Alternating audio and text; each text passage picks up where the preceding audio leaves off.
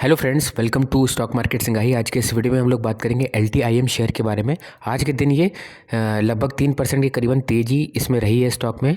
लेकिन अगर पिछले दिनों की बात करें तो लगातार स्टॉक में गिरावट आई है। माइंडट्री के स्टॉक को कन्वर्ट किया गया LTIM में और बहुत लोग वेट करते रहे एवरेज प्राइस का। एवरेज प्राइस तो फाइनली अपडेट होगा, लेकिन उसके साथ ये भी हुआ कि तब तक स्टॉक इतना नीचे आ गया कि अब तो आप बेच नहीं सकते। तो रिटेल इन्वेस्टर के साथ हमेशा ये क्यों होता है कि उनको कुछ पता ही नहीं होता कि किस कंपनी में क्या होने वाला है, उनके शेयर में क्या होने वाला है। और जो घाटा होता है वो इतना बढ़ जाता है कि वो बेच भी नहीं सकते और एवरेज प्राइस भी कंपनी अपने मन मुताबिक देती है। जैसे सपोज़ करिए कि मेरा एवरेज प्राइस समझ लीजिए 5600 से 5700 के बीच में आया, क्योंकि मुझे लगता है कि एवरेज प्राइस बहुत नीचे होना चाहिए था मेरा। उसके अलावा जो मेरे बाकी के पैसे हैं वो अभी बचे हुए हैं, वो बैंक में नहीं है। अगर मैं मान के चलता हूँ कि 10 जनवरी डेट है, अगर आप मानिए 24 नवंबर के आसपास माइंडट्री के स्टॉक गए थे, तो वहाँ से उन्होंने कहा था कि 30 से 45 दिनों में आपका पैसा आ जाएगा और स्टॉक भी आ जाएंगे एवरेज प्राइस के साथ। तो स्टॉक तो आ गए हैं एवरेज प्राइस के साथ। जो मेरा फ्रैक्शनल का पैसा है वो अभी तक नहीं आया। दूसरी बात यह है कि बहुत सारे लोगों के पास एक ही स्टॉक था माइंडट्री का, तो जाहिर सी बात है उन्हें कोई LTIM का स्टॉक तो मिलने वाला नहीं है, तो उनका पैसा भी अभी तक नहीं आया है। और ये सबसे बड़ी प्रॉब्लम है कि कोई भी ऑफिशियल जो है उनकी तरफ से कुछ नहीं आया है कि वो क्लियर करें कि कैसा होता है ये शेयर होल्डर के साथ हमेशा क्यों हो रहा है कि एवरेज प्राइस इतना हाई है, वो तुरंत अपडेट नहीं होता उसका प्राइस, उसकी वजह से लगातार स्टॉक में गिरावट आती है। बड़े लोग तो पैसा बना के निकल जाते हैं, लेकिन रिटेल इन्वेस्टर क्या करें। तो अभी के लिए ये बहुत ज़रूरी है। फ़िलहाल आपको 10 जनवरी तक वेट करना पड़ेगा। जिनका एक सिंगल स्टॉक था तब तक आपका पैसा आएगा। बाकी लोगों का भी अगर कोई पैसा था तो वो आपको 45 दिन तक वेट करना पड़ेगा, तभी आपका पैसा मिल पाएगा।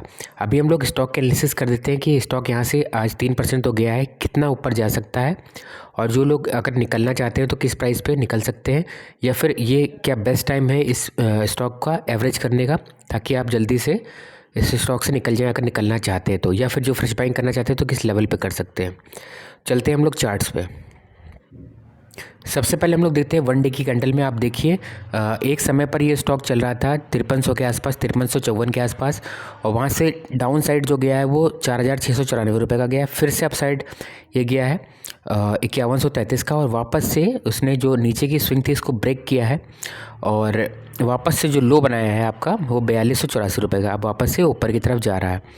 तो अगर ये लोअर लोज बनाता जा रहा है, जो कि आप देख रहे हैं, क्योंकि अपने जो डाउन साइड है उसको तोड़ा है इसने 4600 को और वापस 4200 पे गया है, तो अगर ये फिर से लोअर लोज बना रहा है तो ये जो आप समझ लीजिए यहाँ से 5100 का हाई और 4283 का जो लो है इसके बीच में कहीं समझ लीजिए यहाँ पर इस कैंडल के आसपास से अगर फिर से डाउन साइड जाता है तो यहाँ से 4446 से लगभग 4726 के आसपास तक जा सकता है। यहाँ से 200-300 रुपये ऊपर और जा सकता है, और वहाँ से फिर से नीचे आएगा तो ये टेस्ट करेगा अपने लोअर को 4286 को, और इसको ब्रेक करने की कोशिश करेगा। अगर ये नहीं होता है ब्रेक तो वापस से फिर आपको जो है इस लेवल पे वापस आएगा, और यहाँ से फिर वापस ऊपर की तरफ जाएगा 5100 के लेवल पे।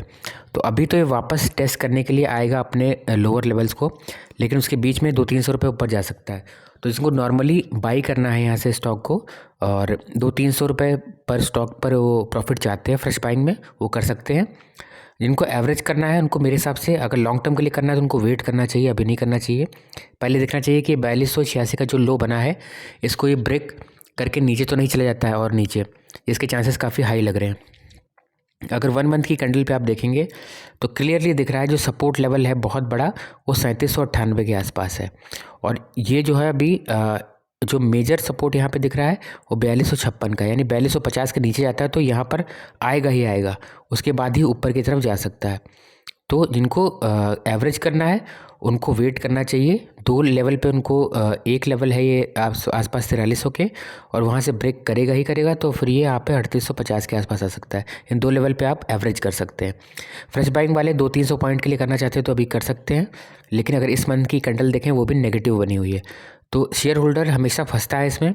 अगर आप लॉन्ग टर्म के लिए बनना चाहते हैं, खरीदना चाहते हैं तो आप रहिए इसमें, वरना आप अवॉइड कर सकते हैं। फ्रेश एंट्री तो मैं कहूँगा कि आप अवॉइड ही करिए तो बेटर रहेगा, और जिनके पास स्टॉक है उनको एवरेज करना चाहिए। आप लोग बताइए कि आपके पास एवरेज प्राइस क्या आया है, और किस प्राइस पे अपने कितने शेयर आपको एलोकेट हुए हैं कमेंट बॉक्स में जरूर बताइए। नए हमारे चैनल पे तो सब्सक्राइब करिए चैनल को, वीडियो को लाइक करिए, कोई भी सवाल है कमेंट बॉक्स में पूछिए। Thank you so much.